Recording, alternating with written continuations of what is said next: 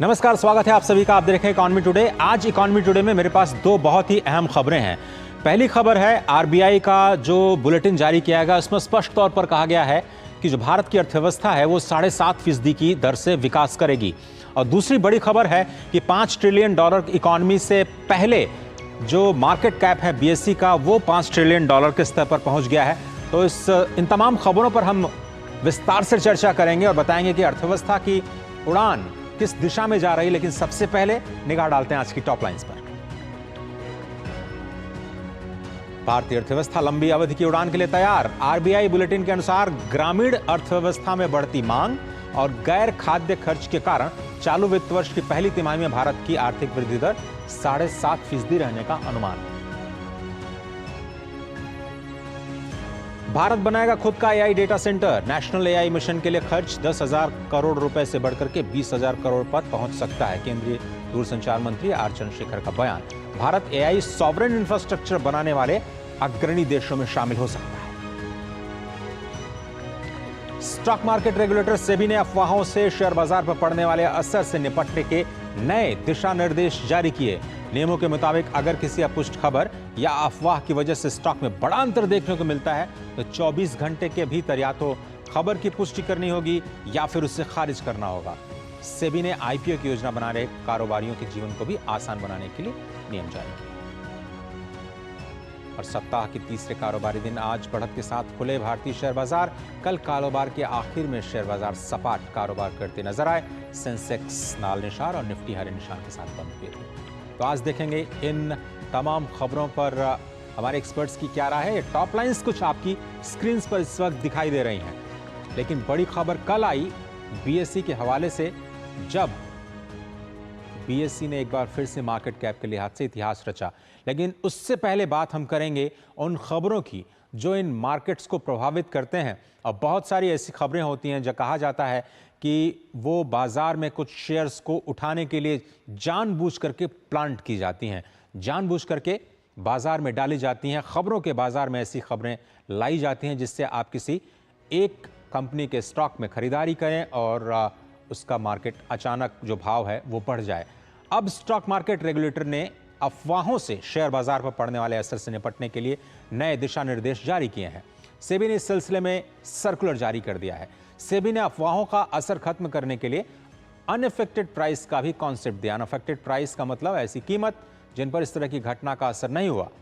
नियमों के मुताबिक अगर किसी जगह पुष्ट खबर या फिर सोर्सेस से जो आजकल खबरें आती हैं, अफवाह की वजह से किसी स्टॉक में बड़ा उतार चढ़ाव देखने को मिलता है तो 24 घंटे के अंदर उस खबर की पुष्टि करनी होगी या फिर उसे पब्लिकली खारिज करना होगा या फिर कंपनी को अपनी स्थिति साफ करनी होगी।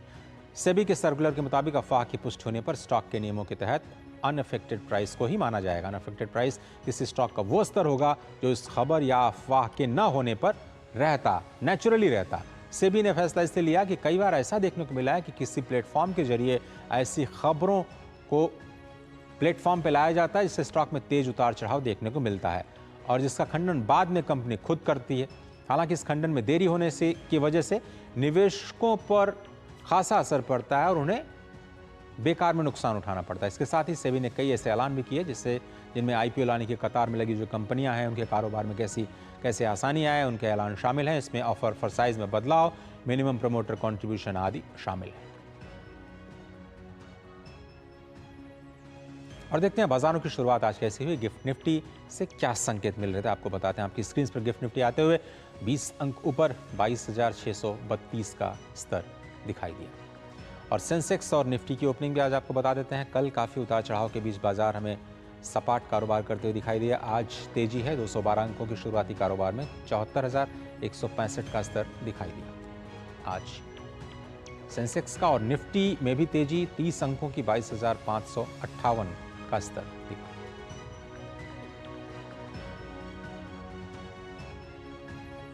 आज के top gainers doctor Reddy's, UltraTech cement, coal India, SBI और टाटा कंज्यूमर्स। 0.25% से करीब 1.3% की बढ़त आज के शुरुआती कारोबार में दिखाई दे रही है। आज घटने वाले शेयर्स में Sun Pharma, Hindalco, JSW steel, power grid और श्रीराम फाइनेंस शामिल हैं। यहाँ भी गिरावट दिख रही है। 1% तक की गिरावट सन फार्मा में आज शुरुआती कारोबार में दिखाई दे रही है।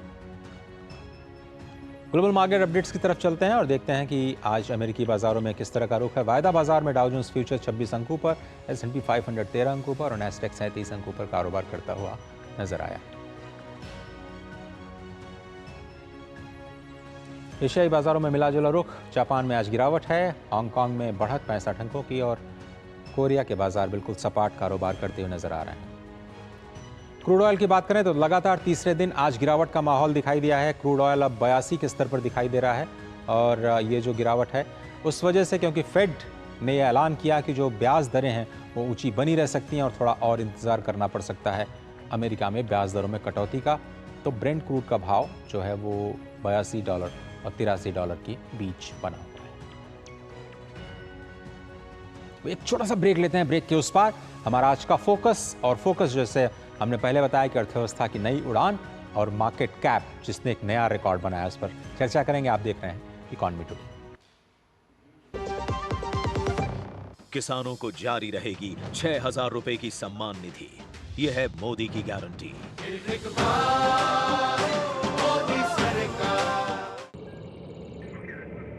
Curiosity can take you to some out of the world places. Took me to the moon today. Curious about this place? Scan this QR code before I take it off with my Seat tires.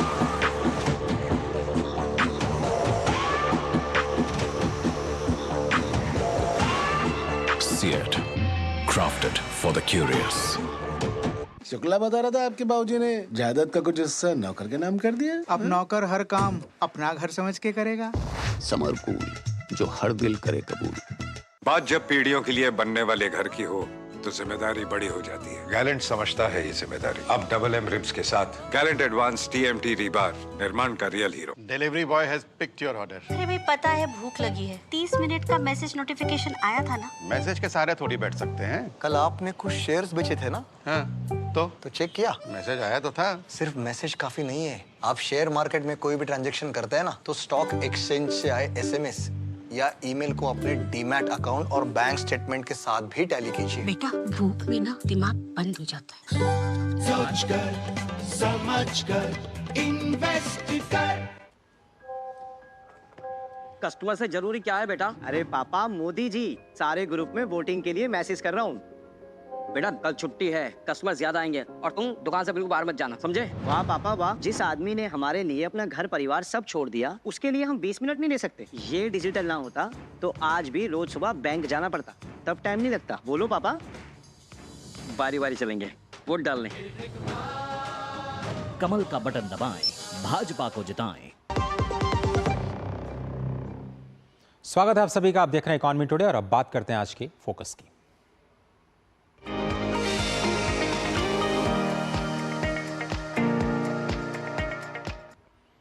और focus में बात RBI के ताज़ा bulletin और जो market cap $5 trillion पहुंचा उस पर रहेगी। सबसे पहले बात RBI की करें। भारत सकल मांग और गांव में जो गैर खाद्यान्न वस्तुओं पर खर्च बढ़ रहा है उसकी वजह से अब अगली उड़ान के लिए तैयार है। RBI का बुलेटिन स्पष्ट तौर पर कहता है अर्थव्यवस्था पहली तिमाही में 7.5% की दर से विकास करेगी।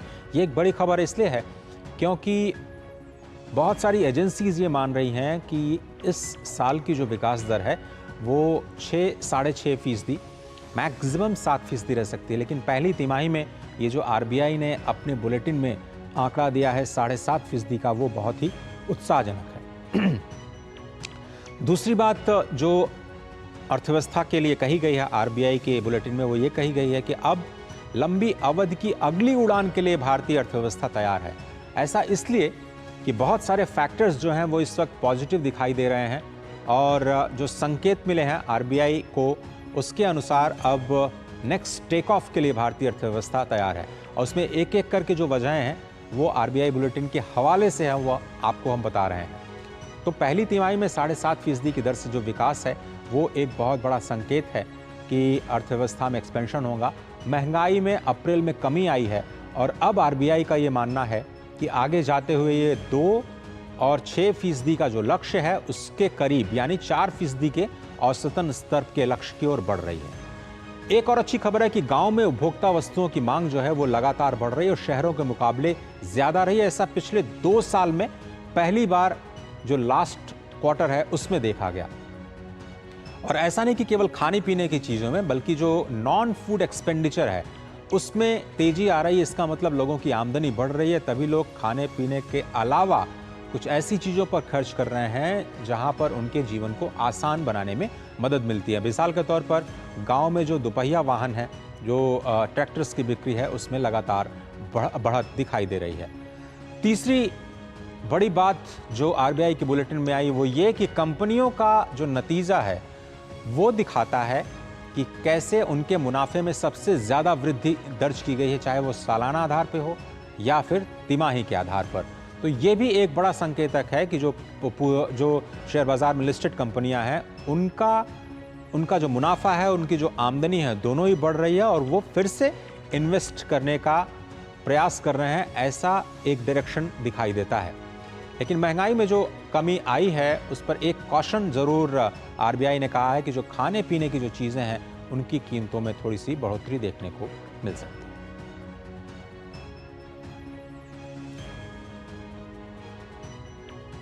आम चुनाव के नतीजे जो कुछ भी हों, लेकिन उससे पहले बीएसई ने एक इतिहास तो रच ही दिया है। बीएसई में लिस्टेड मार्केट कंपनियों का जो मार्केट कैप है मंगलवार यानी कल एक नई ऊंचाई पर पहुंचा और कारोबार के दौरान कंपनियों का मार्केट कैप $5 ट्रिलियन के स्तर को पार कर गया।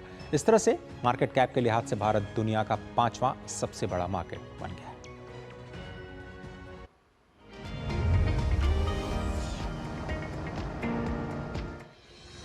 घरेलू शेयर बाजार में उतार चढ़ाव के बावजूद मंगलवार को बीएसई ने इतिहास रचते हुए $5 ट्रिलियन का मार्केट कैप हासिल कर लिया है। महज 6 महीनों के भीतर बीएसई ने मार्केट कैप के मामले में $4 ट्रिलियन से $5 ट्रिलियन का आंकड़ा छुआ, जो कि एक रिकॉर्ड है। शेयर बाजार इतिहास में पहला मौका है जब बीएसई पर लिस्टेड सभी कंपनियों को कुल बाजार मूल्यांकन इस आंकड़े को पार किया है। बीएसई पर उपलब्ध आंकड़ों के मुताबिक एक्सचेंज में लिस्टेड सभी कंपनियों का मार्केट कैप 21 मई को $5.01 लाख करोड़ को पार कर गया। बीते करीब 5 महीने में बीएसई के मार्केट वैल्यूएशन में करीब $633 अरब की बढ़ोतरी हुई। गौरतलब है कि बीएसई ने नवंबर 2023 में पहली बार 4 ट्रिलियन के आंकड़े को छुआ था और अब महज 6 महीनों में ये $5 लाख करोड़ को पार कर गया है। बीएसई में लिस्टेड फर्मों का मार्केट कैप मई 2007 में $1 लाख करोड़ को पार कर गया था। इसके बाद जुलाई 2017 में $2 लाख करोड़ के मार्केट कैप के आंकड़े को हासिल किया गया। फिर मई 2021 में मार्केट कैप ने $3 लाख करोड़ को पार किया। हालांकि बीएसई सेंसेक्स अब भी अपने ऑल टाइम हाई से 1.66% नीचे है। उम्मीद है कि जल्दी ये भी रिकॉर्ड टूट जाएगा। फिलहाल पूरी दुनिया में $5 ट्रिलियन के साथ भारतीय शेयर बाजार मार्केट कैप के लिहाज से 5वें स्थान पर है, जबकि $55 ट्रिलियन के मार्केट कैप के साथ अमेरिका पहले, $9.4 ट्रिलियन के साथ चीन दूसरे, $6.4 ट्रिलियन के मार्केट कैप के साथ जापान तीसरे और $5.4 ट्रिलियन मार्केट कैप के साथ हांगकांग का शेयर बाजार दुनिया में चौथे स्थान पर है। उम्मीद है कि जल्दी भारतीय शेयर बाजार मार्केट कैप के लिहाज से हांगकांग और जापान को पीछे छोड़ते हुए तीसरे नंबर पर पहुंच जाएगा। अब इस संयोग ही है कि भारतीय अर्थव्यवस्था भी कुछ समय में $5 ट्रिलियन को पार कर दुनिया की तीसरी सबसे बड़ी अर्थव्यवस्था बनने की राह पर है। और ठीक उससे पहले बीएसई के मार्केट कैप का $5 ट्रिलियन को पार करना एक बड़ी खबर है। Bureau report, DD news.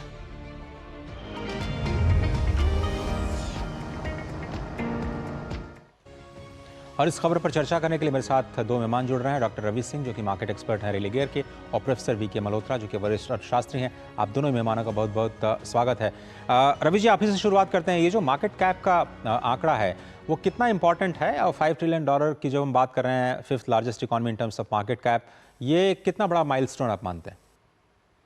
देखिए, ये अगर वर्ल्ड की नज़रों में देखा जाए तो एक बहुत बड़ा माइलस्टोन है। और सबसे बड़ी बात है कि आपने जो स्टोरी पूरी अभी आपका जो स्टोरी था उसको अगर एक बार को देखें तो लोगों को बहुत आसानी से समझ में आ जाएगा अजय जी कि मार्केट कैप बढ़ने का मतलब होता है कि इकोनॉमी में सब कुछ अच्छा चलना, बेहतर सरकार मिलना, स्ट्रांग इकोनॉमी ग्रोथ रहना, मैन्युफैक्चरिंग से लेकर एक्सपोर्ट, इंपोर्ट और इन्फ्लेशन सभी को कंट्रोल रखते हुए कंपनियों की परफॉर्मेंस बढ़ना। और लोकल लेवल पर सबसे बड़ी बात यह है कि आम आदमी की इनकम में इंक्रीमेंट होना, जिसकी वजह से लोग जो है वो इतना खर्च कर रहे हैं, या फिर ये कहें कि वो अपनी जो लिविंग स्टैंडर्ड है उससे ऊपर जा रहे हैं। और इसी का एक रिफ्लेक्शन, यानी इकोनॉमी का एक रिफ्लेक्शन होता है शेयर बाजार। और ऐसे में बीएसई का 5 ट्रिलियन को हिट करना ये साफ साफ दर्शाता है कि इकोनॉमी में भारत इस समय नंबर 1 पर चल रहा है और भारत की जो परफॉर्मेंस है उस पे स्टॉक मार्केट पे जो विदेशी नजर है वो भी साफ साफ नजर आ रही है। तो मार्केट कैप का बढ़ना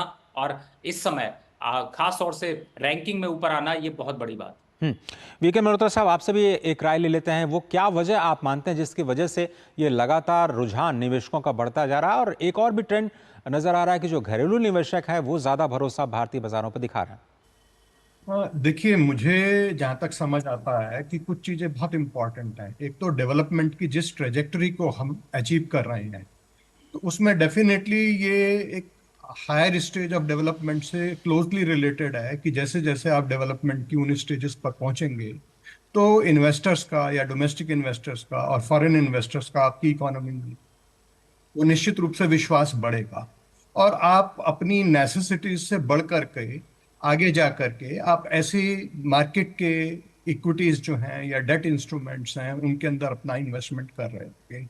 तो मैं इसको उस लाइट में देखता हूं कि जो पेस ऑफ डेवलपमेंट इंडिया का पिछले 10-12 साल में रहा है विशेष रूप से, उसने डेफिनेटली काफ़ी कॉन्फिडेंस बिल्डिंग का काम किया है पूरी इकोनॉमी के अंदर।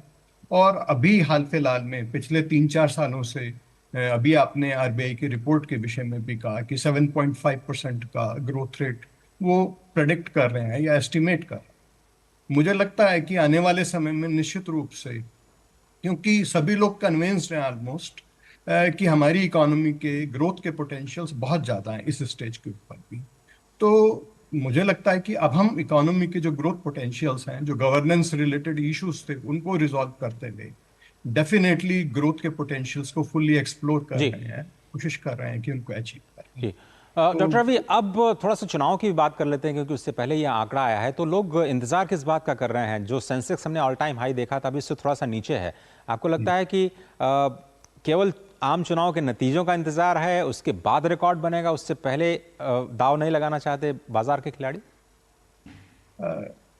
देखें तो सेंसेक्स और निफ्टी जिस हिसाब से यहाँ पे चुनाव के नतीजे आने चाहिए उसका एक इंडिकेशन तो जरूर देते हैं, और जो कि इस समय अगर देखा जाए तो कहीं ना कहीं से डायरेक्टली जो है वो करंट गवर्नमेंट के फेवर में जाता हुआ नजर आ रहा है। इसीलिए आपको ये इतिहास रचते हुए नजर आ रहे हैं। और मुझे ऐसा लगता है कि जब इलेक्शंस के रिजल्ट आएंगे तो उस टाइम पे मार्केट में 5 से 8% की सिंगल डे रैली देखने को मिल सकती है। तो मार्केट अपने हाई के पास पहुंच रहा है, लेकिन अच्छी बात यह है कि जो इसके स्टॉक्स है, यानी कि जो पूरे के पूरी जो बास्केट है, उनमें काफी अच्छी बाइंग देखने को मिल रही है। और मुझे लगता है कि ये जल्दी ये आंकड़ा हिट होता हुआ नजर आएगा। और इसमें कोई डाउट नहीं कि इस समय FIIs की सेलिंग के बावजूद यहाँ पर DIIs और रिटेल इन्वेस्टर उससे ज्यादा पार्टिसिपेशन दिखा रहे हैं। और अब कहीं ना कहीं से FII सेलिंग भी यहाँ पर कम हुई है और वो भी अब बाय साइड पे बैठना शुरू हो रहे हैं। तो मुझे लगता है कि मार्केट जल्दी अपने नए हाई को छूता हुआ नजर। और इसी को थोड़ा सा आगे बढ़ाते हुए रवि जी ये भी बताइए कि जो IPO बाजार है, ये क्या IPOs के लिए बहुत ही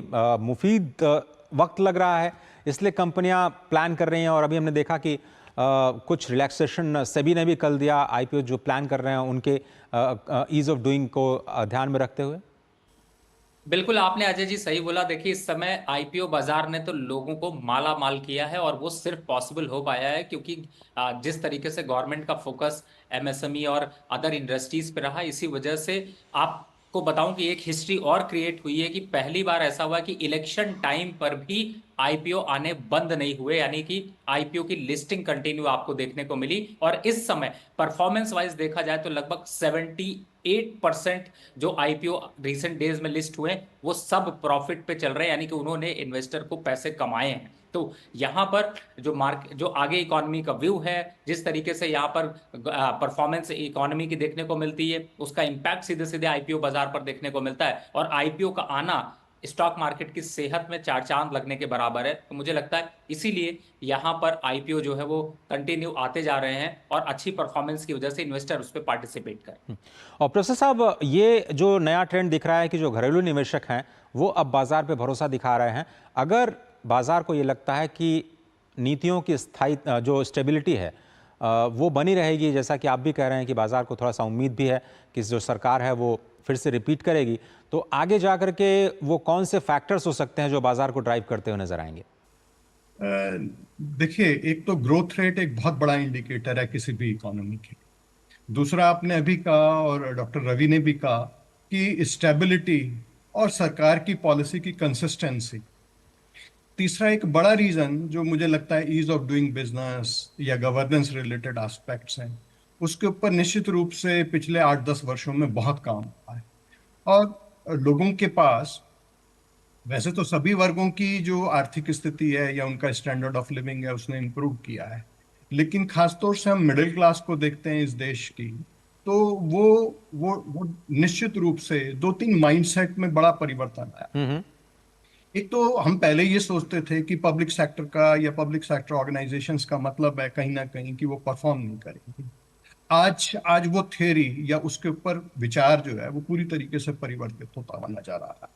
आज लोग मानने लगे हैं कि पब्लिक सेक्टर भी इक्वली कॉम्पिटिटिव होता जा रहा है, और मेरी अपेक्षा है कि आने वाले समय में पब्लिक सेक्टर के ऊपर सरकार का भी और लोगों का भी और इन्वेस्टर्स का भी इंक्रीज्ड फोकस। तो चलिए, पीएसयू तो एक आपने कह दिया, लेकिन प्रोफेसर साहब फंडामेंटली मुझे लगता है बाजार को फंडामेंटली ज्यादा ट्रैक करते हैं, तो वो कौन से सेक्टर्स हैं जिन पर आपकी निगाह रहेंगी? फंडामेंटली कौन से सेक्टर्स आपको मजबूत नजर आ रहे हैं? मुझे इंफ्रास्ट्रक्चर बहुत अच्छा दिखाई देता है। फाइनेंस और नॉन बैंकिंग फाइनेंशियल इंस्टीट्यूशंस निश्चित रूप से बाजार की एक बहुत बड़ी रीढ़ की तरह काम करते हैं। अभी हम लोग नोटिस कर रहे हैं कि हेल्थ केयर इंडस्ट्री भी बहुत अच्छा परफॉर्म कर रही है, और जो कंज्यूमर गुड्स हैं उसमें भी हाई एंड जो प्रोड्यूसर्स हैं या इंडस्ट्री है वो बहुत अच्छा परफॉर्म कर रही है। तो मुझे लगता है कि आने वाले समय में, अभी पब्लिक सेक्टर के ऊपर मैंने एक बातचीत की, और मुझे लगता है कि आने वाले समय में रेल निश्चित रूप से बहुत अच्छा परफॉर्म कर रहा होगा, और इंफ्रास्ट्रक्चरल सेक्टर जिसमें सीमेंट है, स्टील है, निश्चित रूप से इनके अंदर हम उम्मीद कर सकते हैं कि काफी एक्टिविटी देखने को मिल रही है। चलिए, आपने कहा कि जो कैपेक्स का सिलसिला है जो हमने देखा पिछले 5 सालों में, जबरदस्त उसमें फोकस दिखा, उसका असर ये लगातार बना रहेगा और आगे भी ये फोकस जारी रहेगा आप कह रहे हैं। लेकिन डॉक्टर, अभी बहुत सारे, अभी सेबी ने भी कहा भाई, बहुत सारी ऐसी खबरें आती हैं जिससे मार्केट मेकिंग की कोशिश की जाती है। तो आप चूंकि टेक्निकल से भी नज़र रखते हैं, स्टॉक्स के लिहाज से कहाँ पर लोगों को फोकस करना चाहिए, शॉर्ट टर्म व्यू और लॉन्ग टर्म व्यू दोनों के लिहाज से, नजरिए से? देखिए, जो सेबी की खबरें आती, सभी इस पे नजर रखता है, वो अजय जी इसलिए रखता है क्योंकि बहुत से जो इनलिक्विड स्टॉक होते हैं जिनमें बहुत कम मूवमेंट होती है, उनमें इस तरीके की न्यूज और उस तरीके की जो आजकल खास तौर से व्हाट्सएप इन्वेस्टी और सोशल मीडिया पे इस तरीके से अफवाह फैलाई जाती है, ये उसकी जागरूकता के लिए ये बहुत अच्छा कदम है। और मुझे लगता है कि सेबी ने इस बारे में सोचा, ये बहुत बड़ी बात है, जिससे कि लोगों को थोड़ा जो है वो सतर्क रहना पड़ेगा। दूसरी तरफ देखिए, इन्वेस्टमेंट के हिसाब से अगर इस समय स्टॉक्स में देखते हैं तो मुझे लगता है कि आप BSE सेंसेक्स की 30 जो कंपनीज हैं, आप उनमें अगर आप निवेश की रणनीति बनाते हैं तो आपको ऑटोमेटिकली रिटर्न मिल जाएगा, बहुत ज्यादा कुछ इधर उधर जाने की जरूरत नहीं है। लेकिन फिर भी अगर आपने स्टॉक स्पेसिफिक बात करें तो मुझे लगता है कि कुछ सेक्टर से टॉप स्टॉक्स को लेना ज्यादा अच्छा है। जैसे कि अगर मैं बैंकिंग काउंटर पे जाता हूं तो SBI, bank of Baroda, central bank, ये मुझे अच्छे लग रहे हैं। अब अगर रेलवे काउंटर पे जाता हूं तो IRFC, एरिकॉन, RVNL, ये ज्यादा अच्छे लग रहे हैं। डिफेंस काउंटर पे जाता हूं तो वापस से BEL, HAL, ये अच्छे लग रहे हैं। तो इस तरीके से मिक्स एंड मैच अपना पोर्टफोलियो बनाएं, जिससे कि आपका पोर्टफोलियो डाइवर्सिफाई भी हो और मार्केट में जब कोई अगर मंदी के संकेत हो तो आपको घबराहट ना। चलिए, बहुत बहुत धन्यवाद आप दोनों ही मेहमानों का। मेरे पास वक्त इतना है। Doctor Ravi Singh, senior VP Religare, जुड़ने के लिए, और प्रोफेसर साहब VK मल्होत्रा साहब जुड़ने के लिए बहुत बहुत धन्यवाद। तो फिलहाल आज के इकॉनमी टुडे में सिर्फ इतना ही, लेकिन जो बड़ी खबरें हैं, आपको याद होगा जो बैंक के बारे में बड़ी खबर आई थी कि जो बैंकों का नेट प्रॉफिट है पहली बार 3 लाख करोड़ रुपए को पार कर गया है। इसी तरह के कुछ और अहम खबरें हम आपको दिखाते हैं बिजनेस रैप में, लेकिन पूरी टीम को दीजिए इजाजत। नमस्कार। सरकारी company oil and natural gas corporation का मार्च तिमाही में कंसोलिडेटेड नेट प्रॉफिट सालाना आधार पर 78% बढ़ गया। सरकारी कंपनी को मार्च 2024 तिमाही में 11,526 करोड़ रुपए का शुद्ध कंसोलिडेटेड प्रॉफिट हुआ। यह एक साल पहले 6,478 करोड़ रुपए था। कंपनी ने शेयर होल्डर्स के लिए तगड़े डिविडेंड का ऐलान किया है। सेबी ने कंपनियों के एमकैप के नियमों में बदलाव किया है। अब कंपनियों के एमकैप का निर्धारण 6 महीने की अवधि में किया जाएगा। हालांकि यह नया नियम 31 दिसंबर 2024 से लागू होगा। सेबी ने listing obligations and disclosure requirements LODR SEBR के नियमों में बदलाव किया है। सेबी के पूर्व पूर्णकालिक सदस्य SK मोहंती की अध्यक्षता में एक विशेषज्ञ समिति की सिफारिश के बाद ये बदलाव हुआ। भारतीय मूल के पालो ऑल्टो नेटवर्क्स के CEO निकेश अरोड़ा को 2023 में अमेरिका के दूसरे सबसे अधिक वेतन पाने वाले CEO का दर्जा दिया गया है। द वॉल स्ट्रीट जर्नल द्वारा प्रकाशित एक विश्लेषण रिपोर्ट के मुताबिक अरोड़ा ने $151.43 मिलियन कमाए, जो टेस्ला के एलन मस्क की कमाई से अधिक है। निकेश अरोड़ा 2018 से साइबर सुरक्षा कंपनी पालो ऑल्टो नेटवर्क्स का नेतृत्व कर रहे हैं। ब्रॉडकॉम के हॉक टैन $162 मिलियन की कमाई के साथ सूची में शीर्ष पर हैं। गोदरेज इंडस्ट्री समूह की वित्तीय सेवा शाखा गोदरेज कैपिटल ने डेयरी फार्म रेट की शुरुआत के साथ कृषि क्षेत्र में अपने प्रवेश की घोषणा की है। क्रीमलाइन डेयरी प्रोडक्ट्स लिमिटेड और द्वार ई डेयरी के साथ साझेदारी के माध्यम से गोदरेज कैपिटल लिमिटेड महाराष्ट्र और अन्य क्षेत्रों में छोटे डेयरी फार्म मालिकों को वित्तीय सहायता प्रदान करेगा। गोदरेज कैपिटल MSME कर्ज के लिए महाराष्ट्र में 10% बाजार हिस्सेदारी पर कब्जा करने की योजना बना रहा है। JSW सीमेंट राजस्थान के नागौर जिले में 3000 करोड़ रुपए लगाकर नया सीमेंट का कारखाना बनाएगी। इस कारखाना में सालाना 3.30 मिलियन टन क्लिंकर बनाने की क्षमता वाली यूनिट भी होगी। क्लिंकर सीमेंट बनाने का मुख्य पदार्थ होता है। इसके अलावा कारखाने में पीसने वाली यूनिट के साथ साथ 18 मेगावाट बिजली बनाने वाली यूनिट भी लगाई जाएगी। यह नया कारखाना JSW सीमेंट को उत्तरी भारत के सीमेंट बाजार में कदम रखने में मदद करेगा। साथ ही इस कारखाने से करीब 1000 से ज्यादा लोगों को प्रत्यक्ष और अप्रत्यक्ष रूप से रोजगार मिलने की संभावना है। हाल ही में